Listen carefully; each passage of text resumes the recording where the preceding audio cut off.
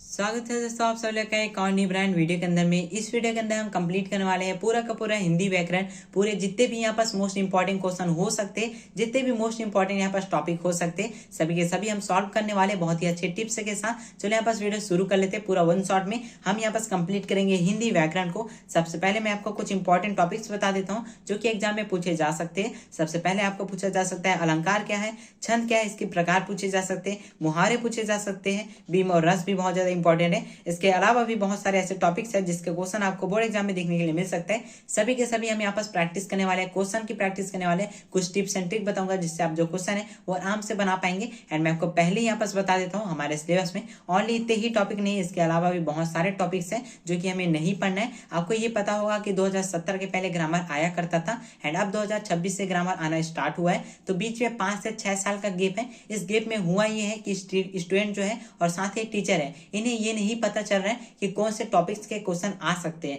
But यहाँ पर अगर आपने नोटिस किया होगा जितने भी क्वेश्चन अभी बोर्ड एग्जाम में आए थे वो सभी के सभी मॉडल पेपर से आए थे। इसका कारण ये है कि मॉडल पेपर और ये जो बोर्ड का पेपर होता है ना, दोनों ही एक ही क्वेश्चन बैंक से बनाया जाता है और इससे हाई चांस होता है क्वेश्चन मैच होने का और टॉपिक का मैच होने का। तो आपको मैं बता दूं जितने भी यहाँ पर हमारे टॉपिक्स मॉडल पेपर में, बस हमें वही करने, जितने भी मोस्ट इंपॉर्टेंट क्वेश्चन हो सकते हैं वो सभी आपको मॉडल पेपर में ही मिलने वाले। तो यहाँ पर जितने मैंने क्वेश्चन लाए हैं ना जो हम प्रैक्टिस करने वाले वो सभी मॉडल पेपर के, प्रबोध नवोध दोनों के मॉडल पेपर है। सैम पेपर जो कि सीजी बोर्ड ने ऑफिशियली लॉन्च किया हुआ था उसके क्वेश्चन है एंड 2026 में अभी जो पेपर हुआ था उसके क्वेश्चन है। सभी क्वेश्चन को यहाँ पास मैंने लाया हुआ है और उसे हम प्रैक्टिस करने वाले काफी अच्छे ट्रिक के साथ में। एंड हाई चांस है इस बार भी क्वेश्चन जो है मॉडल पेपर से आएगा। क्या पूरे के पूरे क्वेश्चन यहाँ पास मॉडल पेपर से कॉपी किए जाएंगे? ऐसा चांस नहीं है। 50% चांस है कि मॉडल पेपर का क्वेश्चन जो है उठाए और बोर्ड पेपर में डाल दिए, बट 50% ये भी चांस है कि भाई टॉपिक तो वही रहेगा लेकिन क्वेश्चन चेंज हो सकता है। तो हमें टिप्स एंड ट्रिक पर ही बात करना होगा पूरे अच्छे तरीके से। चलो यहाँ पर स्टार्ट कर लेते हैं। यहाँ पर जितने टॉपिक हमें पढ़ने हैं जो कि इंपॉर्टेंट है,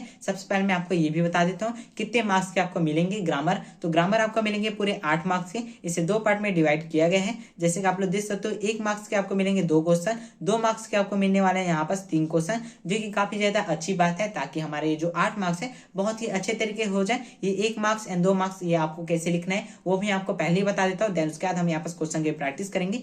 सबसे पहले बात 1 मार्क्स की, तो 1 मार्क्स में क्या है भाई, सिंपल से आपको टू द पॉइंट आंसर देना है। जो पूछा है आपको डायरेक्ट लिख देना है या आपको लाइन में लिख देना है, ठीक है। जो भी पूछा जाए एकदम सिंपल से आपको एक लाइन में आंसर देना है। ओके, एक वर्ड में दो या एक लाइन में दो, 1 मार्क्स आपके आराम से मिल जाएंगे। अब बात करके 2 मार्क्स को कैसे लिखना है। देखो 2 मार्क्स में अगर आता है ना, मतलब कि कोई ऐसा टॉपिक आता है जो कि 2 मार्क्स के लायक हो, जैसे कि अलंकार हो गया, छंद हो गया, ये 2 मार्क्स के लायक है, ठीक है। प्रत्यय उपसर्ग 1 मार्क्स के लायक होता है, 2 मार्क्स के लायक नहीं होते। तो जो अलंकार वगैरह है ना वो 2 मार्क्स में कैसे आएंगे, आपको कोई क्वेश्चन दिया जाएगा या आपको बोला जाएगा ये अलंकार है, इस अलंकार की परिभाषा लिखो, इसके उदाहरण लिखो। तो आपको क्या करना है, 2 पॉइंट या 3 पॉइंट, ठीक है, 2 पॉइंट ले लो। मेन जो है 2 पॉइंट आप लेना, 2 पॉइंट आपको उसके बारे में लिखना है और एक एग्जाम्पल लिखना है अगर एग्जाम्पल पूछा जाता है तो। अगर एग्जाम्पल नहीं पूछा जाता है तो उसकी जगह आपको 3 पॉइंट लिखना है, ठीक है। वैसे आप 2 पॉइंट लिख सकते हो बट मैं बोलूंगा 3 पॉइंट लिखना ताकि मार्क्स जो है अच्छे समय मिल जाए और एग्जामिनर जो है, चेकर जो है, उसे ये लगे कि इस बंदे को भाई सब चीज आता है बहुत ही अच्छे तरीके से। आपको आता हो या ना आता हो, जो आपको पता है वो चीजें आप ऐसे यहाँ पास प्रेजेंट करेंगे ताकि चेकर इंप्रेस हो जाए। तो हमें वो पूरा टिप्स ट्रिक जो है वो आपको अच्छे से फॉलो करना है। राइटिंग स्किल जो है वो आपको अच्छे से जरूर से कर लेना है। एग्जाम के पहले मैं यहाँ पास एक दिन पहले यहाँ पास जो है एक वीडियो अपलोड करूंगा राइटिंग स्किल के बारे में, राइटिंग हैक के बारे में, कैसे हम जो पेपर है उसे प्रेजेंट करना चाहिए जिससे हमारा जो मार्क्स है बिल्कुल भी ना कटे। तो वो मैं बात करूंगा। अभी हम यहाँ पास बात करते हैं यहाँ पास वन शॉट की। सबसे पहले यहाँ पास हम बात करेंगे अलंकार की। पहले मैं आपको बता देता हूँ यहाँ पास 3 ऐसे टॉपिक्स है जो कि काफी ज्यादा इंपॉर्टेंट है, अलंकार, छंद एवं प्रत्यय एवं उपसर्ग। ये 3 टॉपिक बहुत ज्यादा इंपॉर्टेंट थे, इसलिए मैंने क्या किया था, इन तीनों का अलग अलग वीडियो मैंने बना रखा है। अगर आपने नहीं देखा है तो आप जाके देख सकते हो। एक एक वीडियो में मैंने पूरा अच्छे से कंप्लीट कराया हुआ है और ये सारे एग्जाम्पल जो अभी हैं वो सभी एग्जाम्पल उसमें भी कराया रखे। तो हम जल्दी जल्दी से सारे एग्जाम्पल को कर लेते हैं एंड यहाँ पास थोड़े थोड़े टिप्स बताऊंगा ताकि ये जो क्वेश्चन है वो बन जाए। सबसे पहले यहाँ पास क्वेश्चन देख लेते हैं। यहाँ जो क्वेश्चन दिया हुआ है वो क्वेश्चन है, बाहर भीतर, इस घर उस घर, इस पंक्ति में कौन सा अलंकार है। अगर आप क्वेश्चन गौर करोगे तो आपको यहाँ पास कुछ चीजें कॉमन मिलेगी, जैसे कि रा। देखो ये रा है, यहाँ भी आपको रा मिल रहा है, यहाँ भी रा मिल रहा है, यहाँ भी रा मिल रहा है, यहाँ पास घ मिल रहा है, यहाँ भी घ मिल रहा है। आप देखोगे ना एक वर्ड जो है बार बार रिपीट किया गया है। अगर ऐसा किसी क्वेश्चन में एक वर्ड जो है बार बार रिपीट किया जाता है तो उसका आंसर जो है कौन से अलंकार आएगा, वो आएगा अनुप्रास अलंकार। आई थिंक आपको ये समझ में आ चुका होगा। जब भी एक वर्ड बार बार रिपीट होता है किसी पंक्ति में तो वहां पर आता है अनुप्रास अलंकार। बहुत ही सिंपल था। चलो बढ़ते हैं आगे क्वेश्चन क्लियर। अगला यहाँ पर जो क्वेश्चन है वहां पर क्वेश्चन पूछा गया है। ये क्वेश्चन में बहुत ज्यादा लोग को कंफ्यूजन था, मुझे भी था, यहाँ पर मैंने बहुत ज्यादा अच्छे से देखा। इसके बाद मुझे इसका आंसर जो है फाइनल पता चल चुका है। यहाँ पर क्वेश्चन है, मुस्कुराता चांद जो धरती पर रात भर, पंक्ति में निहित अलंकार कौन सा है। निहित का मतलब होता है छुपा हुआ अलंकार, तो इस पंक्ति में कौन सा अलंकार छुपा हुआ है वो आपको बताना है, मतलब इस पंक्ति में कौन सा अलंकार जो है यूज हुआ है वो आपको बताना है। देखो अगर आप यहाँ पास देखोगे ना तो यहाँ पास क्या हो रहा है, ये चंद्रमा है, ठीक है, और यहाँ पास क्या है, धरती है। चंद्रमा में मुस्कुराता, ठीक है, मतलब कि मुस्कुराहट, यहाँ पास एक गुण बताया गया है जो कि यहाँ पास जानवरों में होता है, ह्यूमन में होता है, एक मनुष्य में होता है, मनुष्य में जानवर होता है, तो जो ह्यूमन होता है ना, इंसान होता है, उनमें ये गुण पाया जाता है मुस्कुराने का, ठीक है। जब भी ह्यूमन का कोई सा भी गुण यहाँ पास प्रकृति या निर्जीव वस्तु को दिखाया जाता है, मतलब कि उसको वैसा करते हुए दिखाया जाता है, तो वहां पास आपको लगाना है मानवीय अलंकार, ठीक है। सिंपल सा था, मानवीय अलंकार आपको लगा देना है। यहाँ पास क्या हो रहा है, चांद जो कि निर्जीव वस्तु है, प्रकृति के संबंधित है, ये मनुष्य के जैसे, ह्यूमन के जैसे क्या हो रहा है, मुस्कुरा रहा है, उसका गुण पाया जा रहा है ह्यूमन के जैसे, तो यहाँ पास हमारा आंसर क्या होगा भैया, मानवीय अलंकार होगा। आप रीजन देख सकते हो क्योंकि चांद को मनुष्य की तरह क्या है, मुस्कुराते हुए दिखाया गया है। बहुत ही सिंपल है, इसमें बहुत लोगों का डाउट आ रहा था, मुझे भी आ रहा था, बट यहाँ पास कंफर्म हो चुका है, यहाँ पास मानवीय अलंकार होने वाला है, ठीक है। आप बाकी चीजें यहाँ पास इग्नोर मारिए, यहाँ पास मानवीय अलंकार है, बस वो आपको याद रखना है। इसके बाद आप लोग आगे देख लेते। वैसे आपको मैं पहले बता दूं, एक क्वेश्चन जो है अलग अलग अंकार हो सकते हैं, ठीक है, बट यहाँ पास हमें सिर्फ एक यहाँ पास देखना है जो कि इंपॉर्टेंट है। भाई पूरे 2-3 आपको नहीं पूछेंगे, एक पूछे जाएगा, अगर पूछता है तो ये डाल देना, वैसे इसका चांस कम है इस क्वेश्चन का क्योंकि ये क्वेश्चन आ चुका है। अब आगे बढ़ते हैं, अगला क्वेश्चन देखते हैं। अगला क्वेश्चन भी अलंकार का ही है। इसमें क्वेश्चन पूछा है, चाकर चपट चर चोर चाट चेटकी, इसमें निहित अलंकार कौन सा है, मतलब कि छुपा हुआ अलंकार कौन सा है। आप यहाँ पास जब गौर करोगे, यहाँ पास भी आपको एक वर्ड जो है रिपीट करते हुए दिख रहा होगा, चा वर्ड, ठीक है। यहाँ पर देखो चा जो वर्ड है ना, वो आपको बार बार रिपीट करते हुए दिख रहा होगा। इसका मतलब ये है, यहाँ भी क्या हो भैया, अनुप्रस्थ अलंकार हो जाएगा, ठीक है। यहाँ भी क्या है, अनुप्रस्थ अलंकार होगा। जब भी कोई एक वर्ड रिपीट हो वहां अनुप्रस्थ अलंकार आ जाता है, ठीक है। आगे बढ़ते हैं अगले क्वेश्चन की ओर। हम लोग बहुत ही इजी तरीके से, बहुत ही कम टाइम लेते हुए क्वेश्चन को सॉल्व कर रहे हैं। ऐसे ही आपको एग्जाम में करना है, बहुत ही अच्छे तरीके से। आपको सिर्फ मेरे शब्दों पे ध्यान रखना है, बिल्कुल भी स्किप मत करना वीडियो को। हर एक लाइन, हर एक वर्ड जो मैं बोल रहा हूँ इंपॉर्टेंट चीजें हैं, तो आपको ये नोट करते जाना है। बहुत ही यहाँ पर सीरियस और बहुत ही ज्यादा इंपॉर्टेंट टॉपिक है ग्रामर, जो कि मार्क्स काट देते हैं, तो आपको बहुत ही अच्छे से ये सारी चीजें करनी है, ठीक है, बिना टाइम वेस्टिंग के। चलो हम लोग आगे बढ़ते हैं। अगला यहाँ पर जो क्वेश्चन है वो है,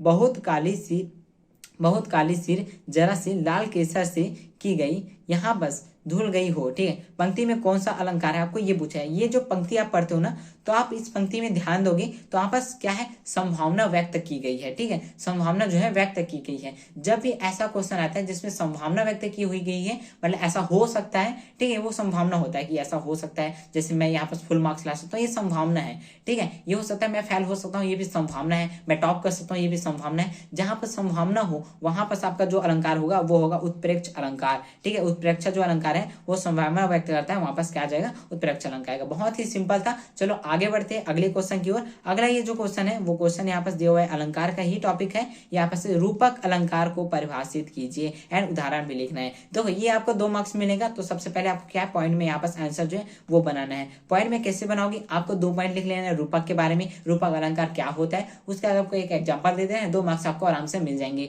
ठीक है। आपको क्या क्या लिखना है, चलो मैं आपको बताता हूँ। रूपक अलंकार में आपको लिखना है कि ये जो होता है ना, कैसा होता है भैया, उपमेय और उपमान में कोई भी अंतर जो है ना करें, उन्हें क्या है यहाँ पास एक ही मान लिया जाता है, तो वो होता है रूपक अलंकार। सिंपल सा मैं आपको बताता हूँ, ऐसे चीजें जो कि वही 6 बोल के मान लिया जाता है, वो यहाँ पास होते हैं रूपक अलंकार। इसके अलावा एक और अलंकार होता है जिसमें हम मानते नहीं, जैसा है बोल के बोल देते हैं, बट यहाँ पास वो चीजें हम मान लेते हैं। जैसे कि मान लो ये चीजें, ये क्यूब है, मैं मान लेता हूँ ये क्या है, ये एक सिंपल सा कुछ और चीज मान लेते हैं, लाइक ये फोन है, मैं मान लेता हूँ ये फोन है, ये जो है क्यूब जो है फोन है। तो यहाँ पास हम लोग मान लिए, पूरा डायरेक्ट मान लिए कि फोन है, तो यहाँ पास कौन सा अलंकार आ जाएगा, यहाँ पास आ जाएगा रूपक अलंकार। वहीं अगर हम बोल दे ये फोन सा है, फोन जैसा है, तो यहाँ पास कुछ और अलंकार आ जाता है। सिंपल से आपने समझ लिया, यहाँ पास हमें वही करना है जो कि यहाँ पास दिया हुआ है। हम अलग अलग टॉपिक पे जाएंगे तो भटक जाएंगे, तो हमें सिंपल सा जो क्वेश्चन आ रहे हैं बस हम उसके हिसाब से यहाँ पास आंसर देने वाले हैं। रूपक अलंकार क्या है, जब हम किसी चीज को वही मान लेते हैं तो यहाँ पास रूपक अलंकार आ जाता है, ठीक है। आगे बढ़ते हैं, यहाँ पास एग्जांपल आप दे देना, कोई सा भी आप रैंडम दे सकते हो। ये चीजें दी है वही लिखना जरूरी नहीं है, रैंडम जैसे मैंने ये दिया ना वैसे आप दे सकते हो, सिंपल सा। आगे बढ़ते हैं, अगला यहाँ पर जो क्वेश्चन है वो भी अलंकार का ही है। मानवीकरण अलंकार की परिभाषा आपको बताना है एंड उदाहरण देना है। मैंने यहाँ पास पहले ही बता दिया मानवीकरण क्या होता है, जब किसी ह्यूमन, जब किसी मनुष्य की यहाँ पास गुणों को किसी निर्जीव वस्तु या प्रकृति के साथ दिखाया जाता है, करते हुए दिखाया जाता है, या गुण को यहाँ व्यक्त करते दिखाया जाता है, तो वो होता है मानवीय अलंकार। आपको लिखना है जहाँ प्रकृति या निर्जीव वस्तु को मानवीय गुणों या क्रियाओं के रूप में दिखाया जाता है वहां मानवीय अलंकार होता है। उदाहरण के लिए मेघ आए बन ठन के सवार होके साइकिल में, यहाँ पास होता है आगे की लाइन साइकिल वाला है, चैप्टर आपने पढ़ा हुआ तो आपको पता होगा।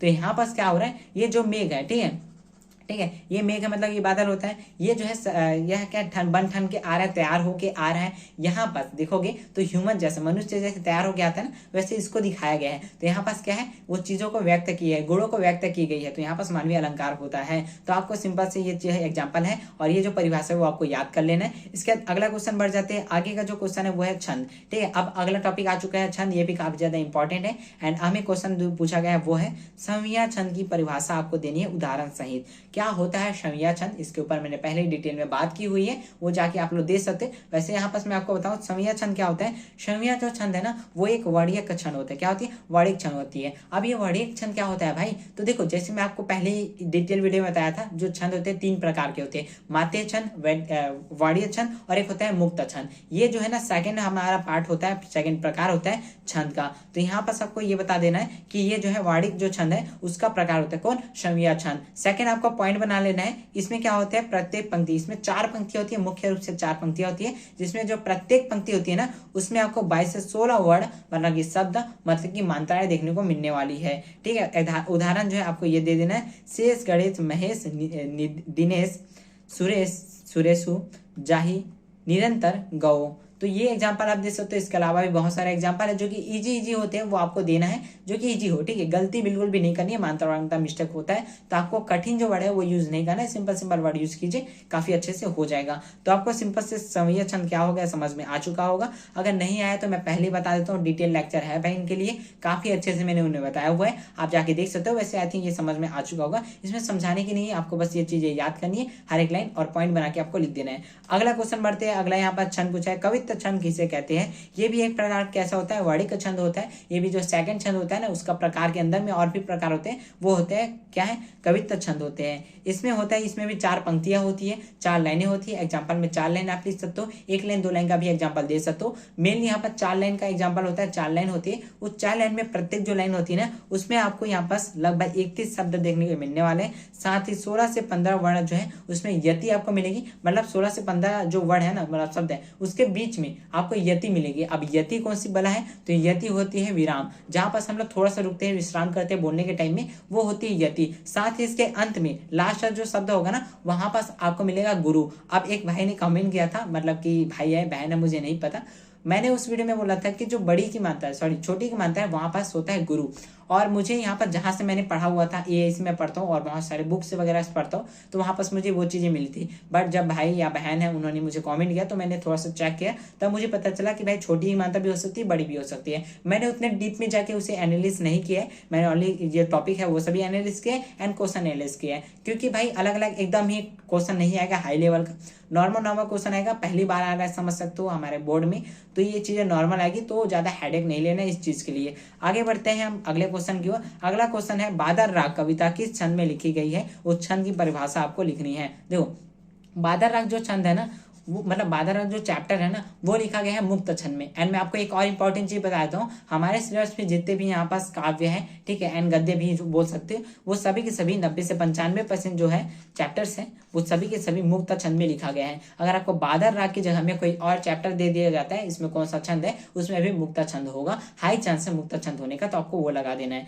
अब आपको ये जो मुक्त छंद है ना उसका यहाँ पास क्या है भैया, परिभाषा आपको बताना है। तो मुक्त छंद क्या होता है, वह छंद जो कि पूर्ण रूप से स्वतंत्र होता है, इसमें कोई भी तुकबंदी नहीं होती, कोई भी मात्रा वगैरह है ना वो चीजें नहीं होती है। तो आपको लिखना है जिसमें कोई मात्रा वर्ण जो है बंधन मुक्त होता है, ये एकदम स्वतंत्र होता है। तो आपको ये चीजें यह गौर याद करना है बहुत ही अच्छे तरीके से, एंड यही चीजें आपको लिखनी है। आगे बढ़ते हैं, नेक्स्ट यहाँ पर जो क्वेश्चन है वो भी छंद का ही है। रुबाई छंद की परिभाषा आपको देना है, साथ ही एग्जाम्पल आपको देना है। इसके बाद ये जो रुबाई छंद है वो काफी ज्यादा इंपॉर्टेंट, मैं आपको बता देता हूँ, इससे क्वेश्चन आ सकता है। आपको बताना है हर एक छंद में 4 पंक्तियां होती है, प्रत्येक पंक्ति में कितने मात्राएं होती है, कितने शब्द होते हैं वो आपको बताना है, एंड ये कौन सा छंद है, किसके प्रकार है वो आपको बता देना है। यहाँ पर आपको बता दें रुबाई जो छंद है वो फारसी और उर्दू जो शब्द है भाषा है वहां से एक तरह से लिया गया है। इसमें आपको 4 पंक्तियां मिल जाती है, जिसकी पहली, दूसरी और चौथी पंक्ति में तुकबंदी होती है, मतलब कि काफिया होता है, ठीक है। और जो अपना तीसरा यहाँ पर लाइन होता है वो एकदम खुला होता है, स्वतंत्र होता है, उसमें तुकबंदी नहीं होती है। इसे मैंने डिटेल में बताया हुआ है। तुकबंदी का मतलब होता है जहां पास रोक दिया जाता है आगे की लाइन को, वो तुकबंदी होता है। आप एग्जांपल यहाँ पर देख सकते हो, यहाँ पर एग्जांपल मैंने अच्छे से नहीं लिखा है। एग्जांपल 4 लाइन में होगा तो काफी अच्छी बात है, क्योंकि यहाँ पर 4 लाइनें होती है, वो मैंने उस वीडियो में बता रखा है। इसमें जो है देखा जाए जगह नहीं था उतना ज्यादा, इसलिए मैंने यहाँ पर छोटा छोटा लिया है, बस यहाँ पर 1 शॉट रिवाइज कर रहे हैं, और जो टॉपिक हमारे नहीं हुए थे वो सभी चीजें हम कर रहे हैं। तो आगे बढ़ते हैं यहाँ पर नेक्स्ट क्वेश्चन की तरफ। अगला क्वेश्चन है चौपाई छंद की परिभाषा और उदाहरण आपको देना है। चौपाई छंद क्या होता है, देखो जब एक जो है, ठीक है, यह एक क्या है भैया, समयातीय छंद होता है, जिसके प्रत्येक चरण में 16 मात्राएं होती है। उदाहरण के लिए देखा जाए तो उहा राम क्या है भाई, लक्ष्मण ही निहारी, बोले बचन मनुज अनुसारी, ठीक है। तो यहाँ पास ये वर्ड है, एंड मुझे काफी ज्यादा दिक्कत होती है हिंदी वर्ड को यहाँ पास बोलने में, इसलिए मैं हिंदी वर्ड इंग्लिश वर्ड ज्यादा यूज करता हूँ, बट हिंदी को तो हिंदी में ही करना पड़ेगा। और मेरा गला उस चीज के लिए साथ तक मतलब उतना ज्यादा एक्टिव नहीं होता, बहुत सारे वर्ड मेरे गलत निकल जाते हैं, उसके लिए मैं सॉरी चाहता हूँ। बाकी काफी लोग के साथ ये होता होगा। एंड यहाँ पर आपको कोई से भी सिंपल एग्जांपल देना है, मैंने यहाँ पर ये एग्जांपल दिया है क्योंकि ये मॉडल पेपर में था। वैसे मैं सिंपल ही एग्जांपल यूज करने वाला हूँ, मैं कौन सा यूज करूंगा वो मैं आपको बता दूंगा। अभी हम प्रैक्टिस करने वाले हैं ना, उसमें वो सारी चीज मैं आपको बता दूंगा। अभी हम ये चीजें देख लेते हैं, इसके बाद अगला क्वेश्चन देखते हैं। अगला क्वेश्चन है यहाँ पर है षोड़ा छंद के क्या उल्टा जो छंद है उसे क्या बोलते हैं। षोड़ा जो छंद है ना उसका उल्टा छंद कौन सा होता है, तो इसका उल्टा जो छंद होता है वो है दोहा छंद। आपको ये पूछा जाता है दोहा छंद का उल्टा क्या होता है, तो आपको बता देना है दोनों एक दूसरे के अपोजिट होते हैं, तो आपको ये जो है बता देना। सिंपल सा था, बहुत ही अच्छे तरीके से। एंड हम बढ़ते हैं अगला यहाँ पास क्वेश्चन की तरफ। एंड यहाँ पास नेक्स्ट टॉपिक आ जाता है मुहावरा। एंड मैं आपको पहले ही बता देता हूँ एक चीज यहाँ पास बहुत ज्यादा इंपॉर्टेंट चीज, जितने भी मुहावरे मैंने लिए ना वो सभी के सभी मॉडल पर सिंपल वगैरह से है। साथ ही आपके पास परीक्षा बोध होगा या नबोध होगा, उसमें बहुत सारे क्वेश्चन है कि हमें वो चीजें पढ़नी चाहिए। तो हाँ जी, आप एक बार जरूर से पढ़ लेना। आप ढूंढोगे तो बहुत टाइम लगेगा। तो भाई एक जो है किसी ने, मतलब कि शायद बहन है, उन्होंने यहाँ पास कमेंट किया था, मेरा छंद वाला वीडियो जाना, उसके नीचे में कमेंट है, बहुत सारे मुहावरे उन्होंने दी हुई है, काफी अच्छी बात है। उनका नाम मैं एक बार नहीं देख पाया, वरना मैं वीडियो में बोलता, जोर से बोलता। उन्होंने काफी अच्छी हेल्प की है, अच्छे से उन्होंने ढूंढा है। वो सभी मुहावरे आपको एक बार रीड कर लेने काफी अच्छे से, एंड उन्हें एक लाइक जरूर से कर लेना उनके कॉमेंट में। एंड यहाँ पर चलो आप लोग जो मुहावरे यहाँ पास मैं लाया हूँ वो चीजें मैं आपको बता देता हूँ। सबसे पहले यहाँ पास मुहावरा आप देखोगे वो है मुंह फेर कर बैठना, ठीक है, मुंह फेर कर बैठना। इस मुहावरा का अर्थ बताना है, साथ ही इसका जो वाक्य है उसका प्रयोग आपको करना है, मतलब इसका एक वाक्य आपको बनाना है इस चीजों का यूज करके, मुंह फेर के बैठना। आप मुंह फेर कर बैठने से आपको एकदम सिंपल सा, ये आपने कभी कभी सुना होगा या किया भी होगा। मुंह फेर कर बैठना मतलब होता है नाराज हो जाना, ठीक है, कुछ भी चीज से नाराज होना, मुंह फेर कर बैठना है। आपको टू द पॉइंट देना है, अर्थ लिखना है। मुंह फेर कर बैठ जाना मतलब क्या होता है, नाराज हो गए बैठ जाना या नाराज हो जाना। आपको वाक्य में प्रयोग करना है। आपको कहना है गलती करने पर भी जब सोने ने माफी मांगी तो उसके पिता मुंह फेर के बैठ गए। तो आपको ऐसे ही कोई से भी एग्जांपल बना लेना अपने मर्जी से। आप अपना एग्जांपल दे दो, अपने फ्रेंड का एग्जांपल दे दो, किसी का भी दे दो, एकदम सिंपल से आपको ये दे देना है। अगला यहाँ पास क्वेश्चन देखते हैं। अगला यहाँ पास जो मुहावरा है वो है बात के चूड़ी मर जाना। इस मुहावरा का अर्थ क्या होता है, तो इस मुहावरे का अर्थ सिंपल से होता है प्रभावहीन हो जाना, ठीक है। बात का चूड़ी मर जाना मतलब कि प्रभावहीन हो जाना, किसी भी प्रकार का प्रभाव ना पड़ना, यहाँ पर इसका मतलब हो जाता है। अब इसके वाक्य का प्रयोग किया जाए तो कैसे हो जाएगा। कवि ने अपनी बात को कहने के लिए इतने कठिन शब्दों का प्रयोग किया कि बात की चूड़ी मर गई। आपको ये जो है वो एक चैप्टर से है, जो चैप्टर था कौन सा था, बात सीधी थी पर वो वाला है, ठीक है, वही है ना। तो यार चैप्टर का नाम भी मैं कंफ्यूज जाता हूँ कभी कभी, जब मैं वीडियो बनाता हूँ तो मैं काफी ज्यादा कंफ्यूज जाता हूँ इन चीजों में। तो यहाँ पास जो भी चैप्टर है उसमें बताया गया था कि जो कवि है वो भाई अपना जो बात है बहुत ही अच्छा करने के लिए वो थोड़े कठिन वर्ड यूज करता है, जिसके कारण जो बात है वो भी टेढ़ी मेढ़ी हो जाती है। वही चीजें ये है, ठीक है, सिंपल सा एग्जाम्पल था, आप अपना एग्जाम्पल भी दे सकते हो। अगला यहाँ पास देखते हैं। अगला यहाँ पर जो क्वेश्चन है मुहावरा है वो है जड़ से उखाड़ फेंकना, मतलब पूरी तरह से नष्ट कर देना, पूरी तरह से समाप्त कर देना, पूरी तरह से समाप्त करना, यह जड़ से उखाड़ फेंकना इसका अर्थ होता है। इसका वाक्य में प्रयोग किया जाए तो हमें समाज में नशाखोरी को जड़ से उखाड़ कर फेंक देना चाहिए, या इसके जगह आप लिख सकते हो कि जो नक्सलवाद है उसे हम यहाँ पास फेंक देना चाहिए, या क्राइम वगैरह के बारे में लिख सकते हो, वो चीजें आप लिख सकते हो बहुत ही इजीली तरीके से। आगे यहाँ पास बढ़ते हैं। अगला यहाँ पास जो मुहावरा है वो है मन कचोटना, ठीक है, मन कचोटना। मुझे ये वर्ड समझ नहीं आ रहा, एक सेकंड, ये रियल है ना, एक सेकंड मुझे चेक करना होगा। मैंने ये मॉडल पेपर से लिया हुआ है एंड मैं सारे क्वेश्चन ले रहा था, बट मुझे पता नहीं कि यही क्वेश्चन है, इसमें मुझे मिस्टेक लग रही है एंड पता नहीं मिस्टेक है कि नहीं। बाकी मिस्टेक नहीं होगा तो इसका आंसर हो जाएगा मन में दुख या पश्चाताप होना। इसका आप जो अर्थ है वो लिख सकते हो। परीक्षा में कम अंक आने पर राहुल का मन जो है मन कचोटने लगा। तो भाई पता नहीं मुझे ये वर्ड मतलब सही है कि गलत, मुझे नहीं पता। बाकी अगर होता है तो यही इसका आंसर हो जाएगा। अब आगे बढ़ते हैं नेक्स्ट क्वेश्चन की तरफ। नेक्स्ट क्वेश्चन यहाँ पास आता है बीम और रस का। अब इसके भी यहाँ पास कुछ ही टॉपिक आपको मिलेंगे, मतलब कुछ ही क्वेश्चन मिलेंगे जो कि इंपॉर्टेंट है, वो आपको कर लेना चाहिए। बीम क्या होता है, देखो सबसे पहले हम बीम विभाजन की बात करते हैं। तो बीम क्या होता है, देखो बीम का नाम आप जैसे सुनते हो तो 10th क्लास में आपने पढ़ा होगा, चित्र, दृश्य, कुछ ऐसे ड्राइंग, उसे हम लोग बीम कहते हैं। भाई अपने प्रकाश वाला चैप्टर पढ़ा होगा 10th क्लास में, जो भी पीसीएम वाले होंगे या पीसीबी वाले होंगे और फिजिक्स में भी पढ़े होंगे कि बीम जो होता है उसका मतलब होता है ड्राइंग, एक चित्र होता है। जब भी हम कोई कविता पढ़ते हैं, कोई श्लोक पढ़ते हैं या कुछ भी चीजें पढ़ते हैं तो हमारे मन में तस्वीर बनता है, उसी को बीम कहते हैं। तो आपको लिखना है कविता में बीम वह शब्द चित्र है जो हमारी कल्पना और इंद्रियों को प्रभावित करता है। मतलब कि जब भी हम कोई कविता पढ़ते हैं ना, जैसे कि कोई ऐसी कविता होती है जिससे पढ़ने से हमें दुखी महसूस होता है, कुछ ऐसी कविता जिससे हमें खुशी महसूस होती है। मान लो कोई स्टोरी है जिसके अंदर बताया गया है कि ऐसी ऐसी चीजें उसके अंदर हुई है, तो जैसे वो लाइनें बढ़ती जाती है, हम जब लाइन को पढ़ते जाते हैं हम इमेजिन करते हैं, अपने मन में एक ड्राइंग बनाते जाते हैं कि वो लाइन हमारे मन में मतलब एक तरह से बनते जाते हैं। तो मन में जो ड्राइंग बनता है उस चीज को पढ़ने से वही होता है बीम। और बीम बहुत सारे प्रकार के हो सकते हैं, जैसे दृश्य बीम, देखने से जो बीम बनता है वो दृश्य बीम है। यहाँ पास स्पर्शी बीम, जो स्पर्श करने से बीम बन सकता है। स्वाद बीम मतलब कि स्वाद से बीम बनता है। वो ऐसे ऐसे नॉर्मल बीम है जो कि होता है अक्सर, ठीक है। तो वो चीजें आपको यहाँ पास एक बार चेक कर लेना है। वो पीडीएफ आपको टेलीग्राम में मिल जाएगा, उसके ऊपर मैंने वीडियो बनाया हुआ था तो आपको मिल जाएगा। वैसे इसका भी पीडीएफ आपका टेलीग्राम में मिल जाएगा। आगे बढ़ते हैं, अगला यहाँ पर जो क्वेश्चन है वो है खरगोश की आंखों जैसा लाल सवेरा पंक्ति में कौन सा बिंब है। तो अगर आप यहाँ पर देखते हो ना, खरगोश की आंखों में जैसा, आंखों जैसा क्या है, लाल सवेरा। तो अगर आप यहाँ पर ध्यान से देखोगे ना तो आपको ये पता चल रहा है कि इसमें देखा जा रहा है, ठीक है। देखने की बात हो रही है, खरगोश की आंखों में देखो, ठीक है। तो भाई देखने की बात हो रही है तो देखने से जो बीम बनता है वो दृश्य बीम होता है, जैसे मैंने बताया था। तो यहाँ पास क्या हो जाएगा, दृश्य बीम हो जाएगा। इसके बाद अगला यहाँ पास क्वेश्चन देख लेते हैं। नेक्स्ट क्वेश्चन जो है अपना नेक्स्ट क्वेश्चन है करोड़ रस की परिभाषा और उदाहरण आपको बताना है। तो जहाँ किसी प्रिय व्यक्ति या वस्तु के विनाश या वियोग से शोक और भावना पैदा होता है वह करुण रस होता है। उदाहरण के लिए कभी तो मुकुट बांधा था मात, हुए कल ही हल्दी के हाथ। तो यहाँ पर ये चीजें हैं, मतलब कि देखो सिंपल सा ये है कि करुण रस का मतलब क्या होता है, दुखी वाला चीज। जब भी हम दुखी होते हैं तो हमारे अंदर जो भाव उत्पन्न होता है वो करुण रस होता है।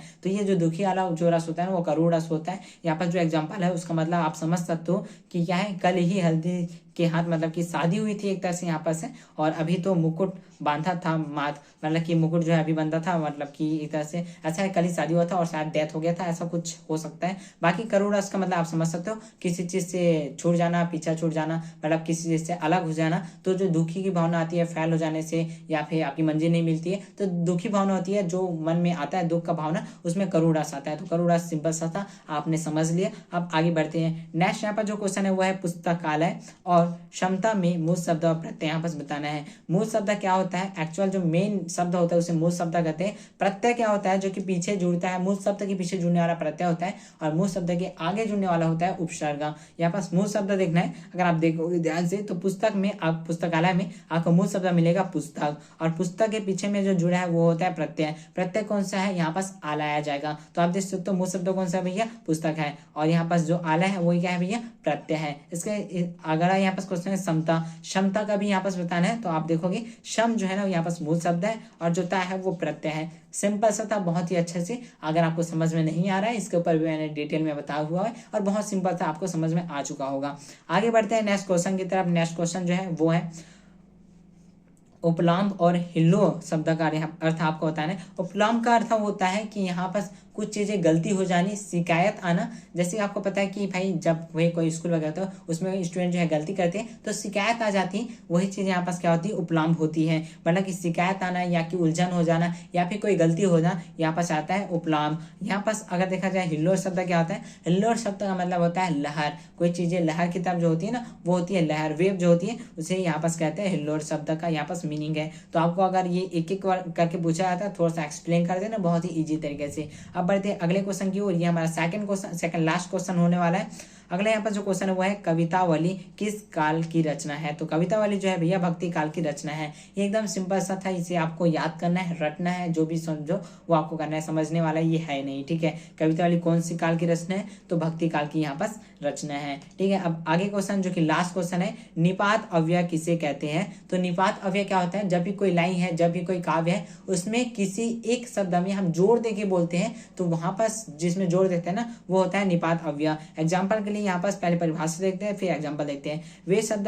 वे शब्द जो वाक्य में किसी पद पर विशेष जोर देने के लिए इस्तेमाल किया होता है, जैसे कि ही, भी। तो उदाहरण के लिए यहाँ पर देखा जाए, तुम्हें आज आना ही पड़ेगा। तो आप जब इसे पढ़ोगे ना तो यहाँ पर ही जो शब्द है उस पर जोर दिया जाएगा।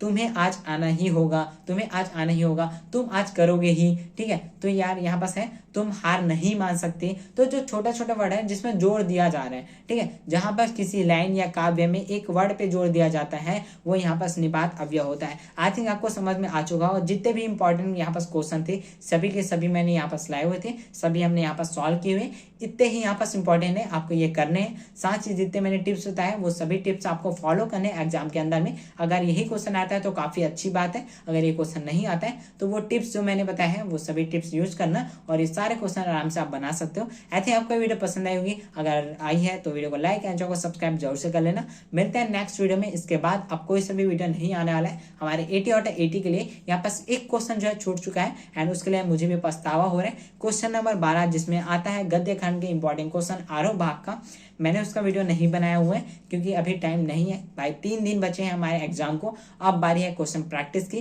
पीवाईक्यू हम प्रैक्टिस करते हैं, सैंपल पीवाई प्रैक्टिस करते हैं, जो हमारा क्वेश्चन पेपर था 2026 का वो हम प्रैक्टिस करते हैं। जब इतनी सारी चीजें हम प्रैक्टिस करेंगे तो ये क्वेश्चन नंबर 12 भी एकदम अच्छे से हो जाएगा। वैसे मैं आपको बता दूं अगर टाइम मिलता है ना तो मैं इसके इंपॉर्टेंट क्वेश्चन डाल दूंगा, बाकी अभी मैं इसके ऊपर नहीं सोच रहा हूँ। बाकी हमारे सारे टॉपिक कंप्लीट हो चुके हैं सभी के सभी। तो आई थिंक आपको ये पूरा सीरीज जो है कंप्लीट अच्छे से समझ में आया होगा। अगर आप न्यू आ रहे हो हमारे चैनल में एंड पहली बार ये वीडियो देखें तो पूरा प्लेलिस्ट बना है जिसमें हमने पूरा कंप्लीट कराया सारी चीजें।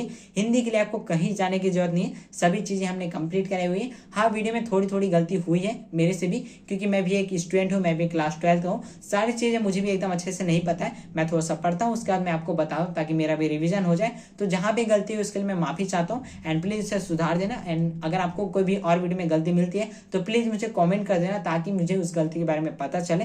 एंड आई थिंक आपको पसंद आई होगी। मिलते हैं नेक्स्ट में, तब तक के लिए बाय बाय। अच्छे से पढ़ाई करते रहिए।